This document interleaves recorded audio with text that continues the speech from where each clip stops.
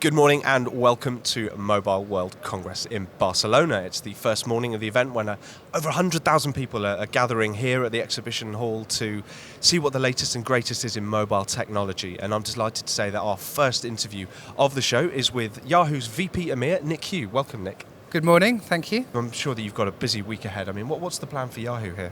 So we're here really to talk about just how strong we've been in mobile in particular, and it's interesting. We've just commissioned a piece of research alongside Enders, and it shows you just really the power of mobile and how far it has to go. A couple of really interesting stats came out, but I guess the headline stat that we really should all rejoice in is we expect mobile ad spend to go from 1.5 billion last year to 8.8 billion by 2020. Gosh. And that is a phenomenal increase coming our way, and that's really driven primarily by native, and the reason for that is pretty straightforward. It's you're on a smaller screen. You have to make sure that the ad experience is additive to the overall consumer experience. And this is really why, if you go back 2.5 years, we rolled out something called Yahoo Gemini, which is our native ad play across both desktop and mobile. And it's really, really powerful, and we've got tremendous take up, and it's a core component of our Mavens strategy.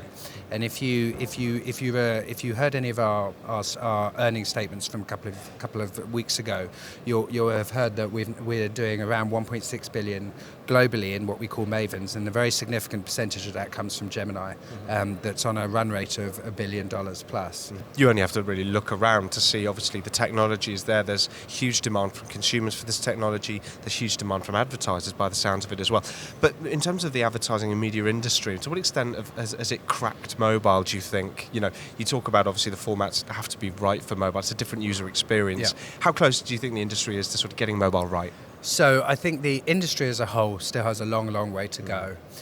Certainly from a Yahoo perspective, we've long had this mantra, and it's now a bit of a cliche, but it's very true, but it's user first. And that is so important on a mobile device, because we're all well aware, as soon as you go onto a mobile device and you have a smaller screen, if you get an experience that is destroyed by something around advertising, then actually you see those users go away and they'll never come back. And so as an industry, I do think we need to do a little bit more in that area. But as a company, we've started to make great strides. And a couple of years ago, we were very open with the market as a whole that we were removing standard display formats from mobile, because we feel that native, so in the stream, is additive to the experience, and that's actually backed up by some of our financial results. But I do feel that others in the industry really need to follow the same course. Yeah. There's obviously going to be a huge amount of new gadgets and exciting things on display over the next few days. What are you hoping to take away from this event?